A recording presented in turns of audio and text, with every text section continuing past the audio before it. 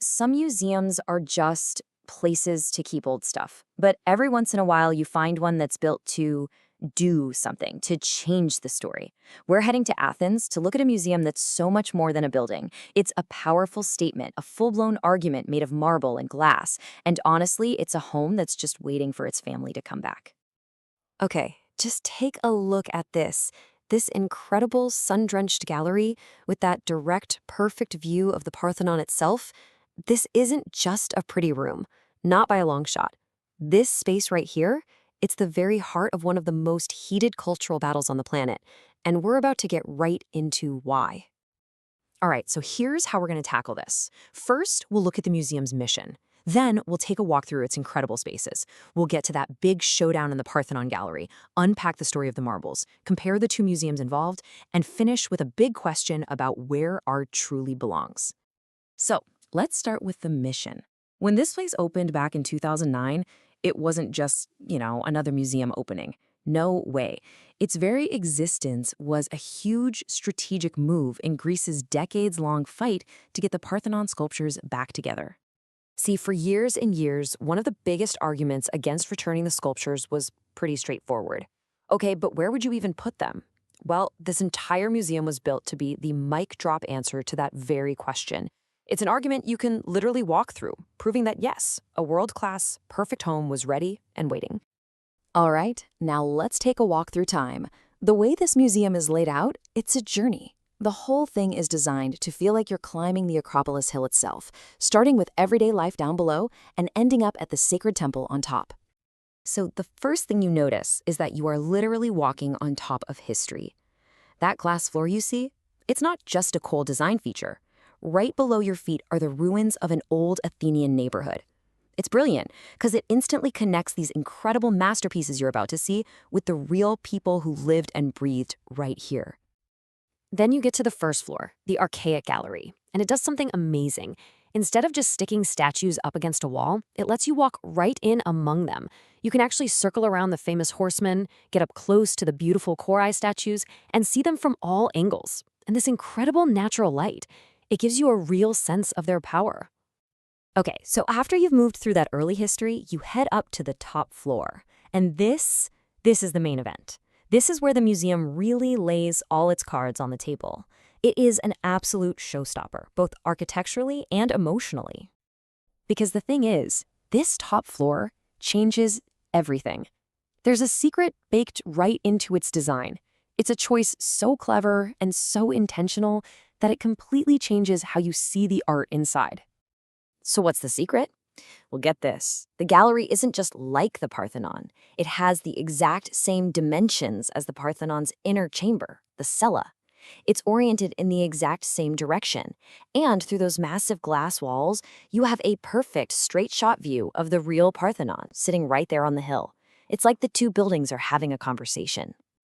And right there, that's the museum's whole argument, without saying a single word.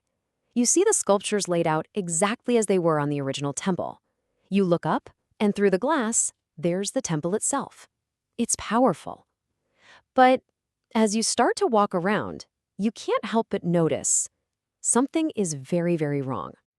And that feeling, that sense that something is missing in this otherwise perfect space, that brings us right to the heart of the controversy, the big one. So the big question on everyone's mind is, why are so many of these sculptures just stark white plaster casts? You have this beautiful, warm, original marble right next to these ghosts. They're placeholders, of course, and they're there to scream one thing. The originals aren't here. So this whole story kicks off way back in the early 1800s. At the time, Greece was under the rule of the Ottoman Empire. A guy named Lord Elgin, who was the British ambassador, arranged to have about half of the Parthenon's surviving sculptures removed. A few years later, he sold them to the British government, and they've been in the British Museum ever since. And here's where it gets really messy. The whole legal fight basically comes down to a piece of paper.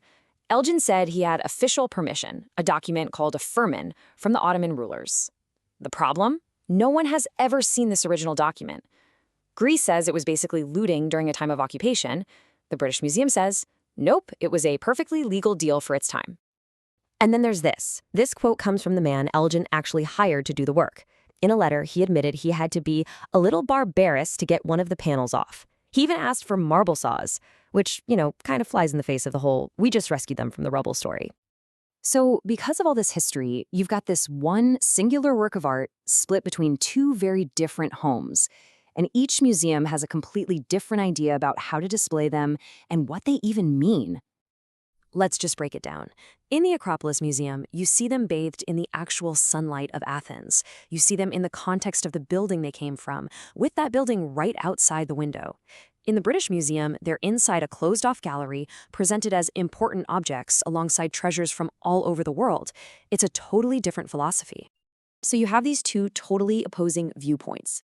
The British Museum's position is, look, we got them legally, we saved them, and besides, you can't ever make it perfectly whole again because half the sculptures were destroyed centuries ago. The Greek position is simple.